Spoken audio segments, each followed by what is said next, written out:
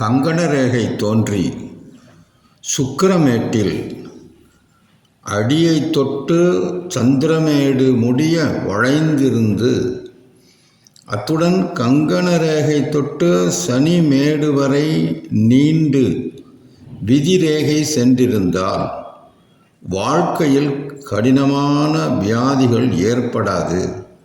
அவர்களுக்கு நீண்ட ஆயுள் உண்டு.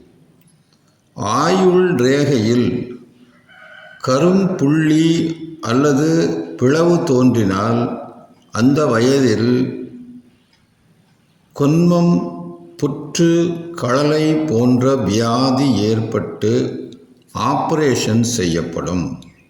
ஆயுள் ரேகையில் முக்கோணம் தோன்றினால் அந்த வயதில் மரணம் ஏற்படலாம். ஆயுள் ரேகை பற்றிய குறிப்பு.